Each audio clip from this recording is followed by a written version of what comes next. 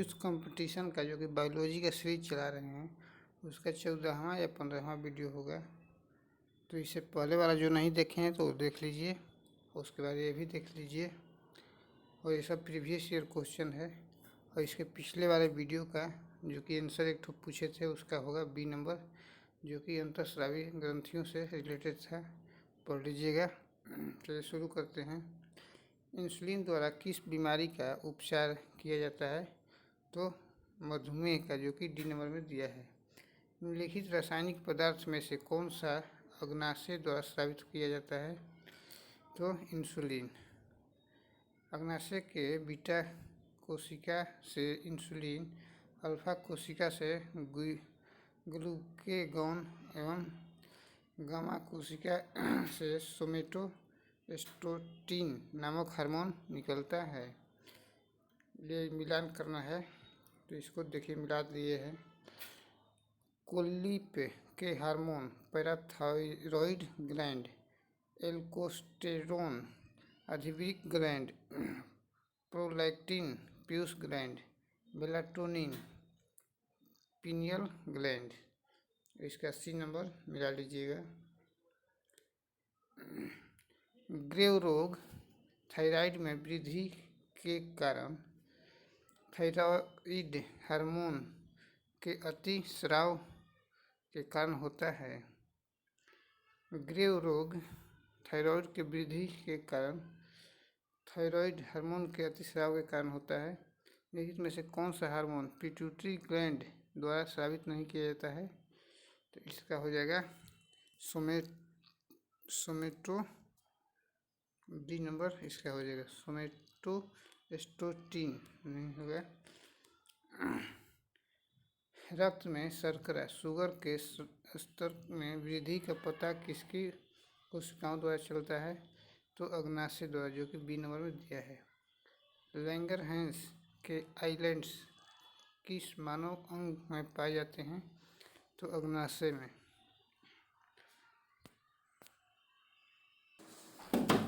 लिखित में से कौन सा विकल्प पाचन एंजाइम नहीं है? तो सुपर ऑक्साइड डिफ्यूजेट नहीं है, बाकी प्रोटीएस लाइपेज एमाइलेज है। पेट की परत में कुछ ग्रंथियों की कोशिकाओं से कौन सा एसिड स्रावित होता है? तो हाइड्रोक्लोरिक एसिड स्रावित होता है। कौन सा अंग एक ग्रंथि नहीं है? तो पित्ताशय एक ग्रंथि नहीं है। इंसुलिन की खोज के लिए किसको नोबेल पुरस्कार से सम्मानित किया गया था? तो इसका हो जाएगा फ्रेडरिक बैटिंग के ए नंबर सही हो जाएगा। सूरज की रोशनी के संपर्क में आते ही हमारी त्वचा सांवली हो जाती है, ऐसा किसकी उपस्थिति के कारण? तो इसका हो जाएगा मेलानिन, जो कि सी नंबर में दिया है। मानो हाइपोथैलेमस ग्रंथि मस्तिष्क में उपस्थित होती है। मनुष्य के शरीर की वह ग्रंथि जो एंजाइम और हार्मोन दोनों स्रावित करती है। तो अग्नाशय पाचक ग्रंथि। मानव शरीर में लैंगरहैंस के आइलैंड्स कहाँ पाए जाते हैं? तो ये अग्नाशय में पाए जाते हैं। मानव शरीर में अग्नाशय पाचन तंत्र का एक भाग है। निम्नलिखित में से कौन सा हार्मोन थायराइड ग्रंथि द्वारा स्रावित नहीं होता है? तो थाइमोसिन नहीं होता है, बाकी कैल्सिटोनिन, थाइरोक्सिन और डाइआयोडोथाइरोक्सिन होता है। कौन सी ग्रंथि केवल यौन तक सक्रिय रहती है? तो थाइमस। एडीएच का पूरा नाम क्या है? तो एंटी डायूरेटिक हार्मोन। जठर ग्रंथियों द्वारा स्रावित हाइड्रोक्लोरिक अम्ल पेप्सिन एंजाइम की क्रिया को आसान कर देता है। पेप्सिन अमाशय रस में पाया जाने वाला एंजाइम है। पेप्सिन अमाशय में पाया जाने वाला एंजाइम है। लिखित में से कौन सा हार्मोन युवावस्था के समय लड़कों में दिखाई देने वाला उपस्थिति में बदलाव लाता है? तो इसका हो जाएगा टेस्टोस्टेरोन। यौनारंभ के दौरान स्वेद ग्रंथियों और वसा ग्रंथियों में स्राव बढ़ता है। इन ग्रंथियों से इस समय कौन सा तत्व स्रावित होता है? तो स्वेद और तेल स्रावित होता है। महिलाओं में मादा हार्मोन एस्ट्रोजन अंडाशय द्वारा स्रावित होता है। इंसुलिन एंजाइम नहीं है। थायरॉक्सिन के संश्लेषण के लिए आयोडीन आवश्यक है। पुरुष ग्रंथि से होने वाला स्राव मूत्राशय में प्रवेश करता है। वृषण में से कौन सा हार्मोन मुक्त किया जाता है? तो टेस्टोस्टेरोन। टेस्टोस्टेरोन जो एक नर सेक्स हार्मोन है, वृषण में संश्लेषित होता है। डैश ग्रंथि को मास्टर ग्रंथि के नाम से जाना जाता है, पिट्यूटरी को, जो कि सी में दिया है। मानव शरीर में पिट्यूटरी ग्रंथि कहाँ स्थित होती है? तो मस्तिष्क के तल पर। हमारे शरीर की सबसे महत्वपूर्ण ग्रंथियों में से एक पिट्यूटरी ग्रंथि कहाँ स्थित होती है? तो खोपड़ी के अंदर। निम्नलिखित में से कौन सा हार्मोन बच्चे के जन्म के बाद दूध बनाने की प्रक्रिया को उत्तेजित करता है? तो प्रोलैक्टिन। आपातकालीन स्थिति के दौरान कौन सा हार्मोन उत्सर्जित होता है? तो एड्रीनलिन। अस्थि मज्जा में मौजूद कौन सा हार्मोन आरबीसी उत्पादन को बढ़ावा देता है? तो एरिथ्रोपोइटिन।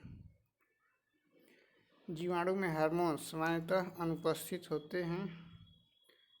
यकृत द्वारा स्रावित पित्त पाचन में मदद करता है। अब देखते हैं प्रजनन तंत्र। माँ के गर्भ में बच्चा बीजांडासन के माध्यम से अपना पोषण प्राप्त करता है। लैंगिक प्रजननशील प्राणियों में समान गुण के वंशाणुओं के कितने प्रतिरूप मौजूद होते हैं? तो 2। मानव नरों में मूत्र और वीर्य के प्रवाह के लिए एक ही मार्ग है, जिसे मूत्र मार्ग कहते हैं। गतिशील जीवाणु कोशिका को कहा जाता है, तो नर युग्मक कहा जाता है।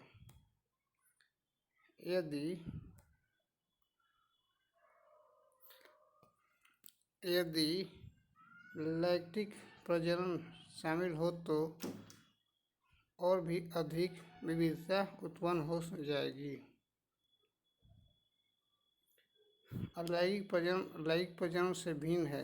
अलैंगिक प्रजनन में नए जीव अनुवंशिक रूप से जनक माता पिता के समान होते हैं। ये पढ़ लीजिएगा लैंगिक और अलैंगिक जनन के बारे में। पुरुष में प्राथमिक यौन अंग कौन सा होता है? तो वृषण होता है।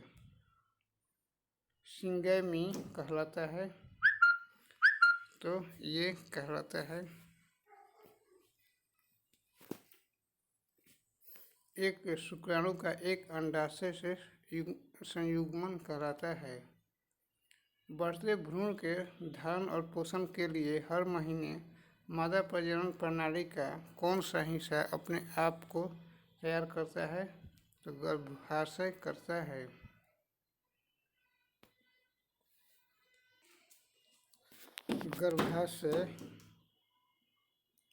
गर्भाशय ग्रीवा के माध्यम से योनि खुलता है।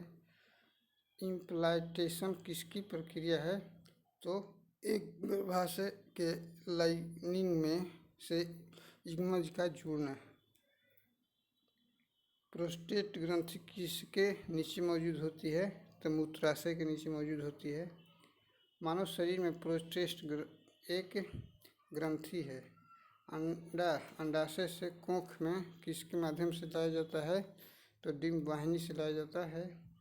भ्रूण को एक विशेष ऊतक की सहायता से माँ के रक्त से पोषण प्राप्त होता है, गर्भनाल से। मनुष्यों में पाए जाने वाले प्लेसेंटा ऊतक द्वारा निम्न में से कौन सा काम किया जाता है? तो भ्रूण से अपशिष्टों को बाहर निकालना और भ्रूण को पोषण प्रदान करना। गर्भाशय में भ्रूण को पोषण प्रदान करने वाला ऊतक है तो प्लेसेंटा।